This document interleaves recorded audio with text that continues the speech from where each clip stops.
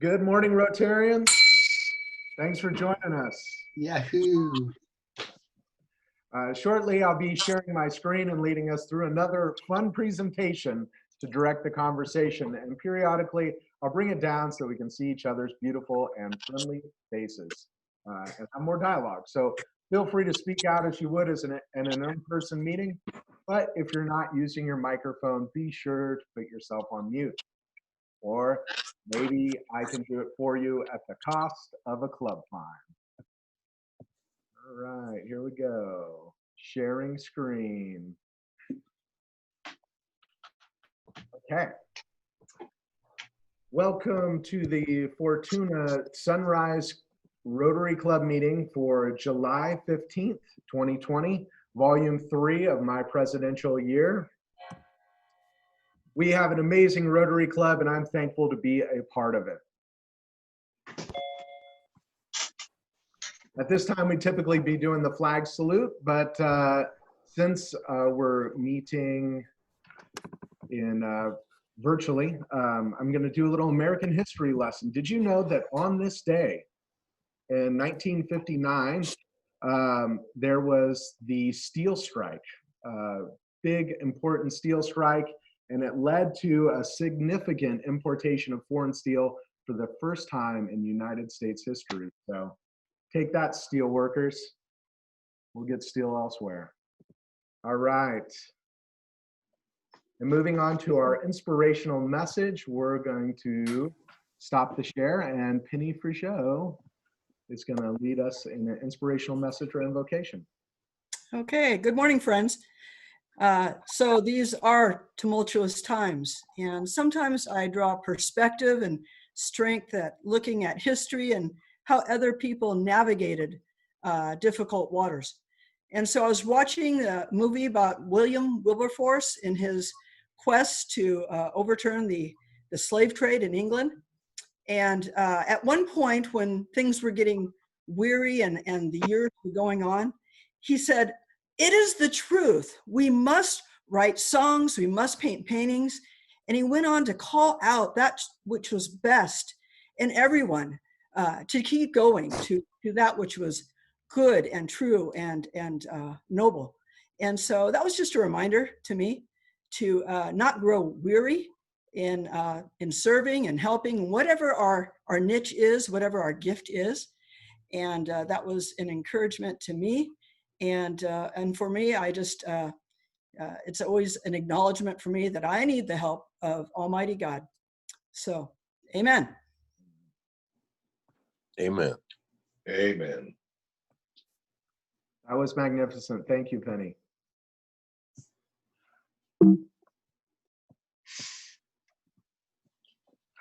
All right, the four-way test this morning, we're going to call on Rotarian, new Rotarian to our club, Heather Kelly.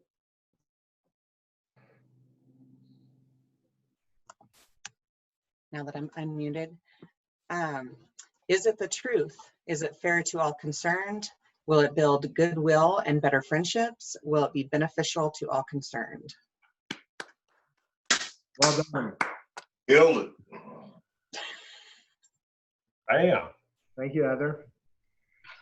Upcoming events and news, basically the same as last week. We cut out Transcendence Theater because that happened last weekend. Don't know if anybody caught it, but I didn't get any bites as far as more information. So I assume if you watched it, you got the email already.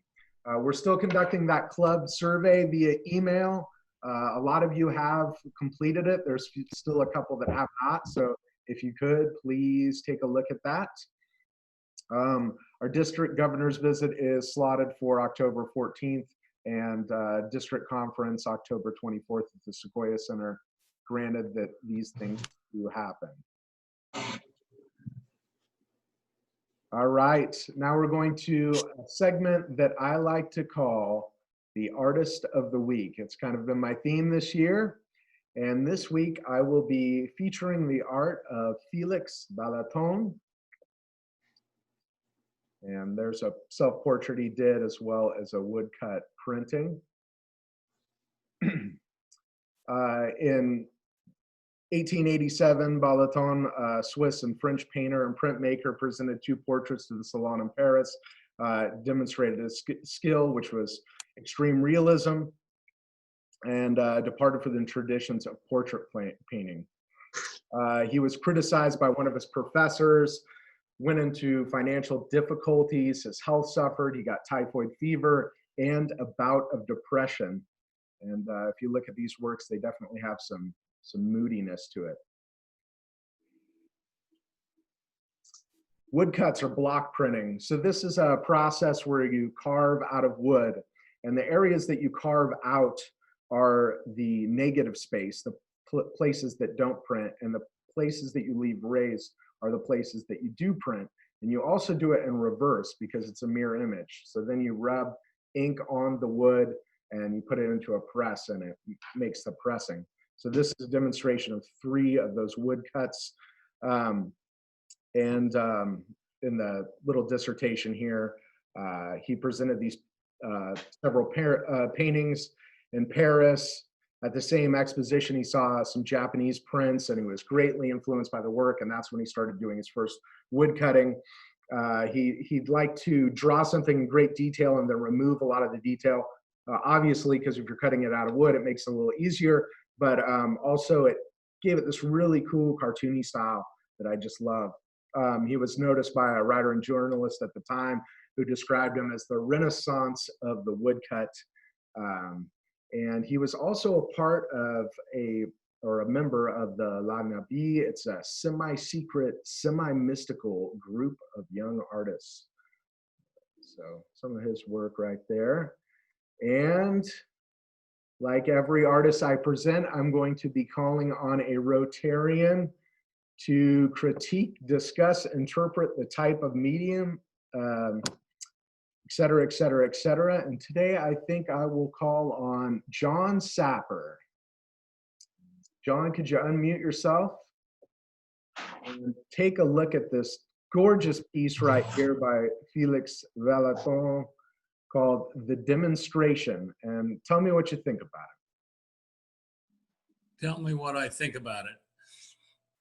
It looks like a bit of unbridled chaos with a I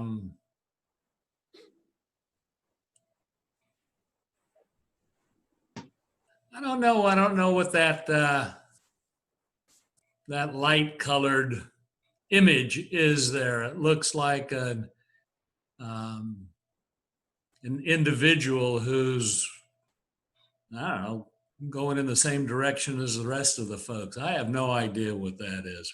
You can put most of my art competence in a thimble and have stuff left over. So that's my best guess.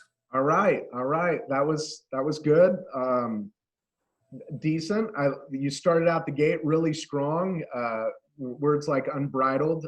Then there was a big awkward pause, and admitted that you've got, the art knowledge that you could put into a thimble. I think we're going to give you. You didn't have to repeat that, but go ahead. I think we're going to fine you $15 today. How's that sound? Terrible, but go ahead. Okay, awesome. That's what I was hoping for. Thank you, John. Everybody give him a round of applause, snap, I don't know, make a funny face. What are you going to tell me what it should have been critiqued as? Oh, no, I talked enough about the artist earlier on. I think we're good.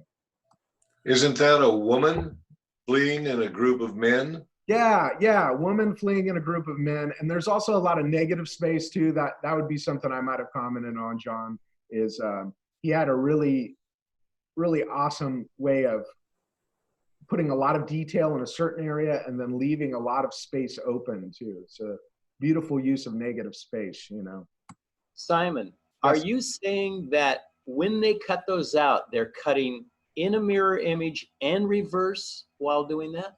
Correct. And that famous Japanese wave print that everybody's probably seen, it's like a giant like tsunami wave. That was also a woodcut, multi-color woodcut for that. So Yeah, How do you wrap your mind around that to be able to do that? it's one of the oldest ways that artists were replicating their work was woodcuts. You could have brought an example that you just mentioned. Yeah, I could have. Yeah. I could have. Okay, well, Scott, since you're on the line there, well, let's go to you. How about this? Oh, You're working as a curator at a museum, and they are doing a study on the carbon dating of a painting. And they tell you that you need to get the Da Vinci painting and bring it into the science lab to do a study on it. Which one of these paintings was painted by Leonardo da Vinci? 3. Incorrect. That is Oh, Michelangelo. can I console with Sapper? Let's see, who else? How about we pick on Ross Raleigh? First, may I ask how much you were fining Scott Downey? Oh, good point, Ross. Thank you so much. $5, Scott, for getting that wrong. Okay, well, now that I'm down to 2, first of all, I'd like to discuss that the breadth and the width of the first painting with its phosphorescent carnage is the Da Vinci. That is correct. That is correct. Madonna of the Yardwinder. Purely a guess, by the way. And the middle one's done by Raphael. I did a kind of play on the Ninja Turtles there, Michelangelo, Raphael, and Leonardo. And the middle painting is also a painting of Madonna. All right. Good job. Good job. No fine for Ross for getting that correct. All right. Weekly recognition. Who will be featured this week? Each week, I'm trying to recognize a Rotarian. And this week, it will be Don Jewett. Don is a great Rotarian, charter member of the club, and I am lumping up Don this week into 3 topics: traveler, landscaper, and family man. Don Jewett, traveler. They say travel makes one modest, and you see what a tiny place you occupy in the world. That must be this Rotarian, because he does so many great things for our club, and he's the last to look for a pat on the back. His worldly travels have taken him to the UN, to politic with world leaders, read books by the side of dead knights, walk the beautiful streets of Venice, Italy, go on a Segway tour with his wife, Sherry, and even a trip to Paraguay to visit his Rotary Youth Exchange daughter, Lujan. Yes. Don Jewett, the landscaper, owner of Don's Lawns and Gardens, a landscape maintenance company in Fortuna. Don is a UC Master Gardener and a member of the Heather Enthusiasts of the Redwood Empire. And if memory serves me correct, also sat on the board of that organization. Yes. A lot of love for Heather. Not only does he have one of the best looking yards in town, but you also might see him giving free pruning seminars at local garden centers. And the picture at the top there is his beautiful Heather garden in his yard, and then him checking out gardens and flowers throughout the world. And Don Jewett, the family man. Whether it's getting into a bare knuckle boxing match with a minor, baking delicious gingerbread houses during the holidays, going on a brisk constitutional, or volunteering with his family at Fortuna Apple Harvest Festival, Don Jewett is always available to make time for his wife and their family. So give Don Jewett a round of applause. And thank you, President Simon. That was very nice. You're very welcome. And you know, if you got a cute caricature like I did of you at a local fair, I mean, that would probably run you about the cost of large pizza, maybe $20. At least, yes, at least $20 fine to Don Jewett this morning. $20. It's in the mail. Okay. Let's see. We'll go back to the screen share just for a moment. And go to our last slide here, which is our weekly presentation. And I will hand it over to Program Chair Aaron Dunn. Good morning, everybody. We are so lucky this morning to have with us Dustin Littlefield. He is a Rotarian neighbor to the north. He is a member of Arcata Sunrise Rotary. So this wasn't too much of a challenge to get up and be here today. He's a past president of Arcata Sunrise, but more importantly, he is our current district governor-elect. And we thought it would be fun to have Dustin here to talk with us about his journey here, what it's been like so far, what his plans are, how we might fit in those plans. You know, being governor changes constantly. So when I was in doing that kind of thing, I would look to the past when they did everything by mail, and I wondered how in the world did anything get done when they had to do everything by mail. And now Dustin is in this time where he's looking back saying, how in the world did everybody do things actually going to the club? Not really, but it's changing and adapting, and Rotary's changing and adapting. And so Dustin, we're excited to have you here today to tell us what's going on in the big world of Rotary and about your personal journey. And so thank you for being here this morning with us. Thanks for having me. Can you guys all hear me? You bet. Good. Okay. Well, thanks, Aaron, for inviting me, and Simon for making me a part of the program. The only time we get to see you guys really is with your fundraiser, which our club loves. The seafood boil in the past, and it's been great. So we look forward to that sometime down the road. And I want to say I'm impressed with the way you guys have adapted to the Zoom meetings. You know, you always wonder how well clubs are going to adapt and kind of adjust to things. And I was impressed with you guys having Dawn as a greeter this morning. That was really cool to break up the silence like that and kind of get everyone involved. That's a big part of learning how to do these online meetings is dealing with those awkward pauses. So anyway, that was great. And you guys still have a lot of energy. I mean, I know our morning clubs seem to have a surprising amount of energy for the hour that we get up and start chatting. So you guys still have it, which is great to see. And I want to apologize for my hair. I didn't realize one of the challenges of this whole thing was being able to cut your own hair, and I'm not real good at it.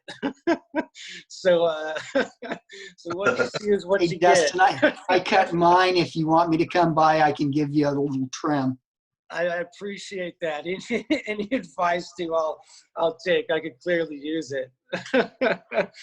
So as Aaron alluded to, I'll just start by talking a little bit about the journey to where I'm at now, the district governor-elect seat.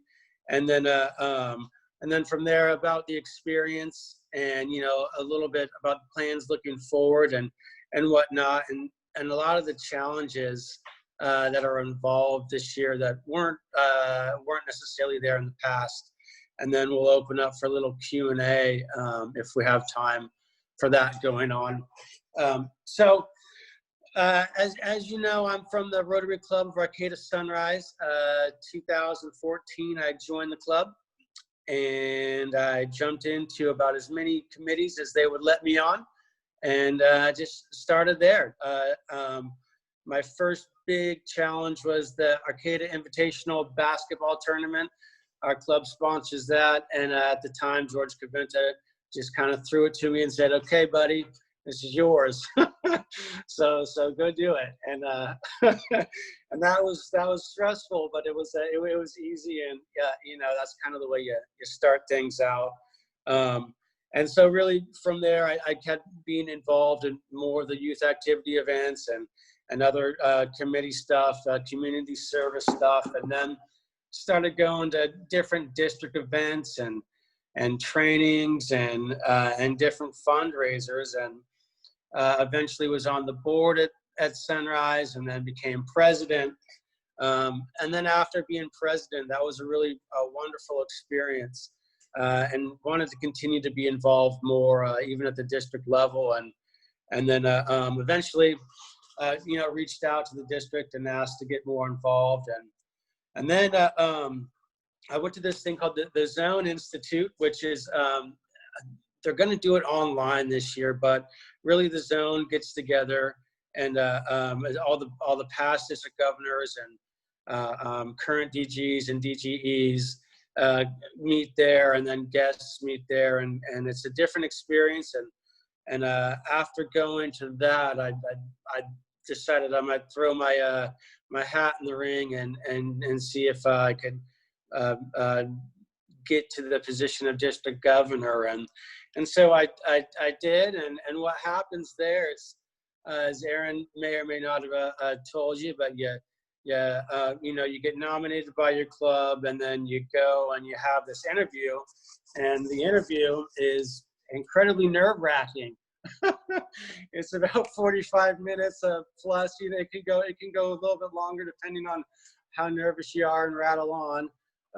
But you sit there and you answer a series of questions, and then you wait for the phone call to see how those questions went. So anyway, that's more or less you know, the road there, and obviously the getting the call was yes, you know, would you like to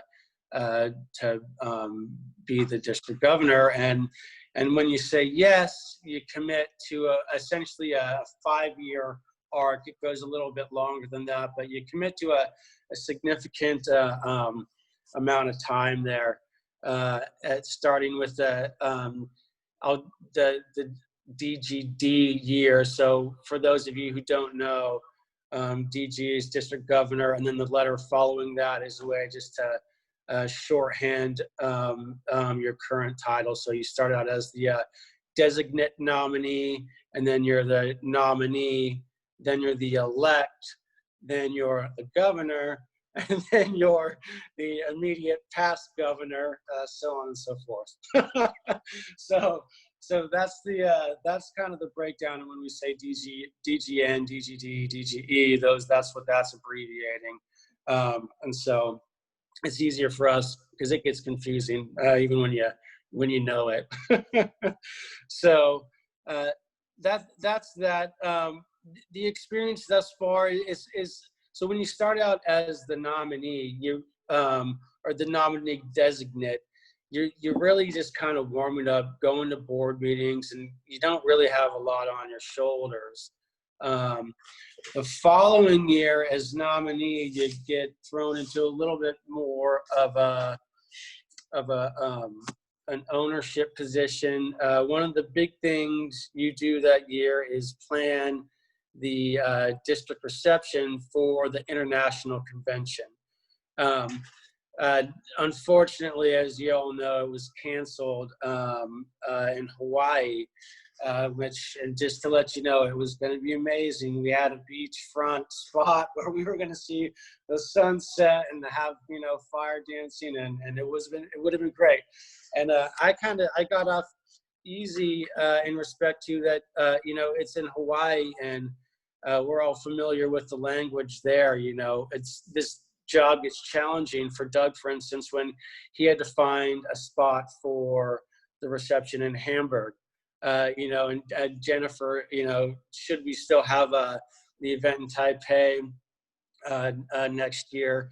You know, she'll run up against some language barriers over there in Taipei too. So it can, you know, it's not as easy as it may sound. Toronto is a gimme, Atlanta was easier, Hawaii was easy. just because, you know, we know the language, but it can be difficult, and it's still a little bit stressful. And then really from there, your governor-elect year is kind of, it's the planning year. So you plan everything for the year ahead. And I don't know how much Erin spoke to you about this, but I'm sure her and Ross can you know, let you know how how easy that is. But you plan for things like, you know, for presidents, pre-pets and for pets, which will be interesting this year, for different assistant governor retreats, for the district training assembly.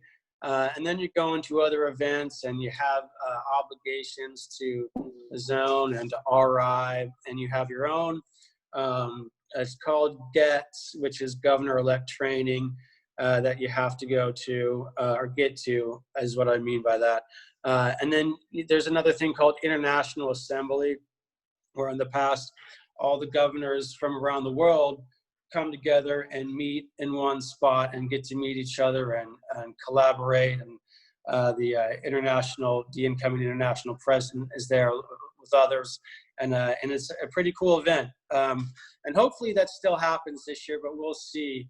And I'll get to that here in a second. But really, that's as far as I can take this, because I'm only the elect and only just beginning at it. So, but that's what I'm anticipating. And then actually after that, when you're the governor, is when, as you all know, you do the visits and you execute everything that you planned for, and it all goes perfectly. So that's what I'm looking at here from where I am. So just to go through a few of the challenges where we're at right now, and the plan. What's difficult now is what we're looking at. It's almost like every year we get another giant speed bump. So we had the fires, and now, you know, we have the fires and the PSPS shutdowns, and then we have, you know, that, and we live on the North Coast, so we have winter to think about when the roads get shut down, and how do we get back and forth. And obviously now we have the giant one we're dealing with, which is COVID. So between those four things, planning becomes pretty difficult. And really what we're doing at the district level, and it's the same exact thing that you're doing with, you know, at the club level, and it's the same thing RI's doing, is you kind of plan twice for everything.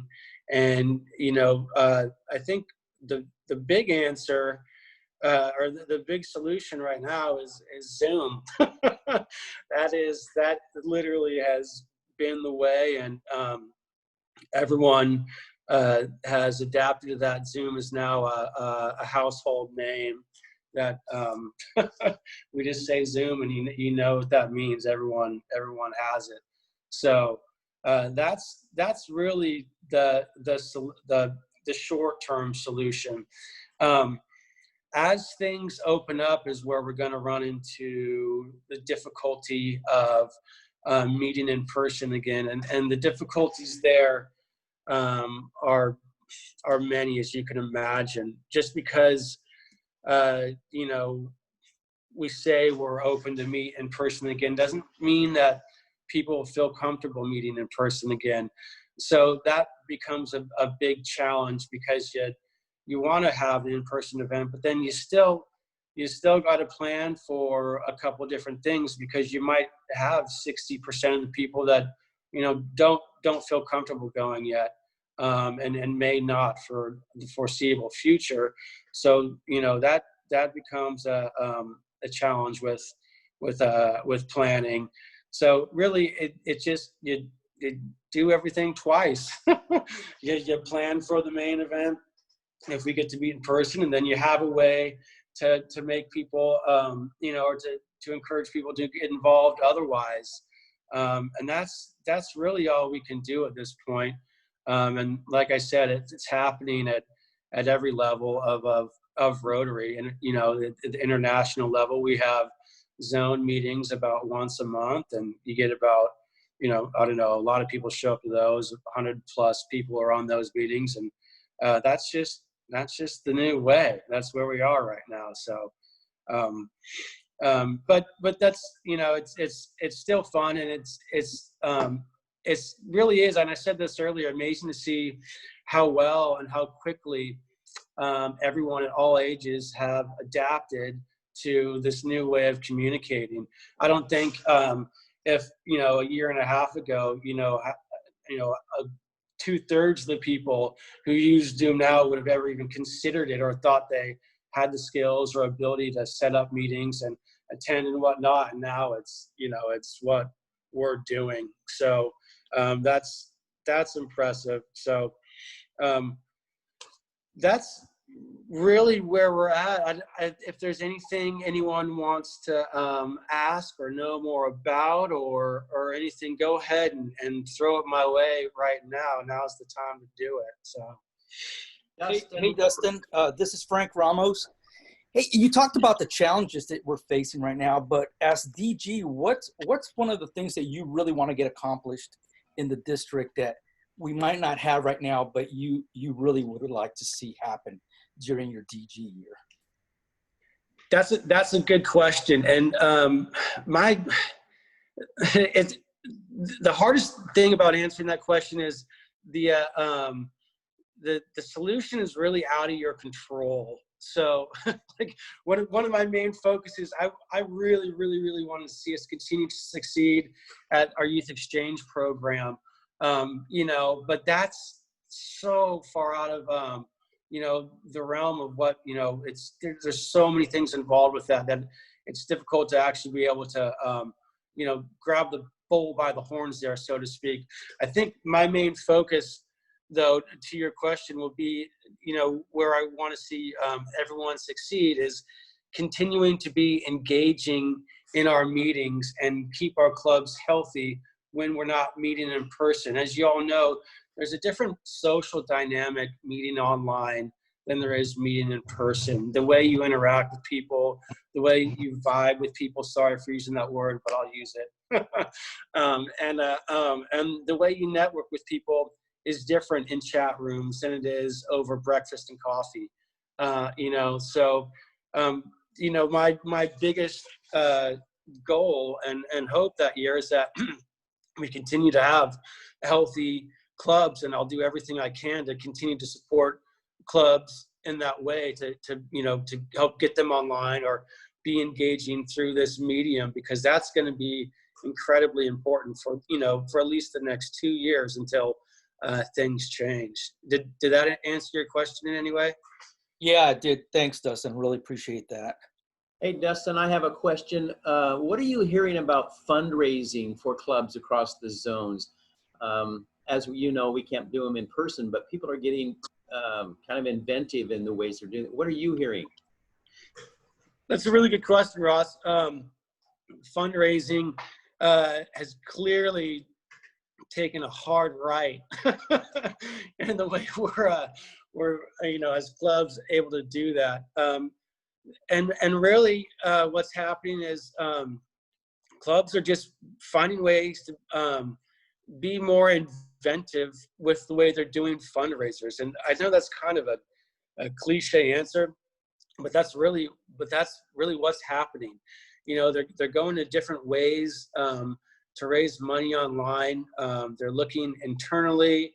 They're finding different ways to outreach and continue to. It's just it's not easy, but that's the only thing they can do. So online, you know, online auctions and certain online events that you can just go to and watch and be a part of online. And really, like, it's that simple. That's like the way they're going. And so you look to you know, to different areas where people are being, you know, unique and trying new things. You know, for instance, our club's going to do a rummage sale online, which is pretty cool. you know, and other clubs are just doing online stuff like that, you know, that they can. And that's really, you know, that's really what's happening all around the zone is from, you know, the feedback that I'm getting. It's not, you know, it's that simple. So.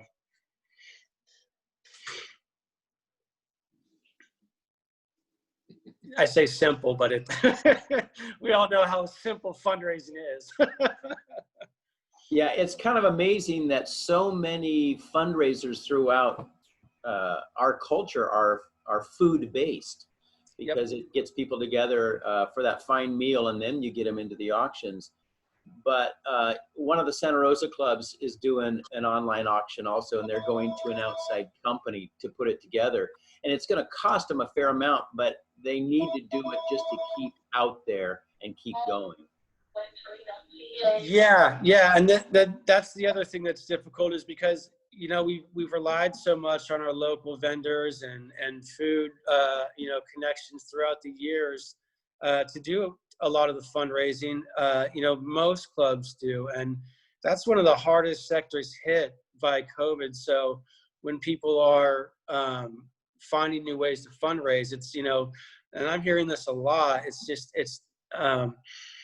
they have to find new ways to help promote food vendors rather than, you know, the way that we have been used to doing things, which is, hey, would you guys mind showing up and, you know, advertising and this and that and the other. That's not really, and everyone's running into this. That's not really what's happening right now. So that's a really good point, because we have relied on our food vendors in the past, and they're not. They're having a hard time with this new situation. So, Logistics aside, what have you been surprised by, I guess, in good ways or not great ways, but just as you applied for governor, what you thought, and any surprises along the way? yeah. So, well, I guess I've been surprised by the amount of support that I've personally gotten throughout the way.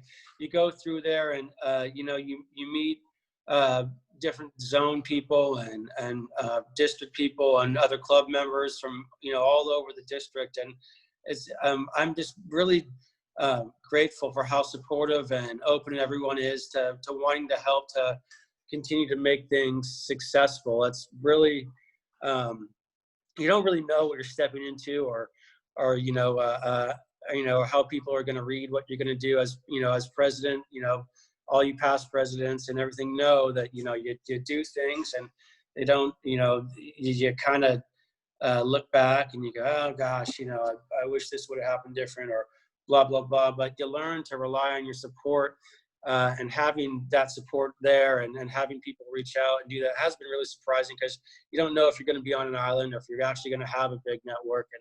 And that's been really refreshing and in a lot of ways surprising. I don't know that I've had too many negative surprises at all yet, but you know, that said, who knows? I guess COVID was a negative surprise, but that's fine, whatever. And I'll say, I have been impressed and surprised with the speed that RI has worked to open up grants for COVID-related stuff. You know, they kind of saw what was going to happen. The first thing they did was, you know, allow grants to be matched and used for COVID-related issues, and that was really that happened really fast, in my opinion, especially for a international organization. So that was also nice to see, and a pleasant surprise.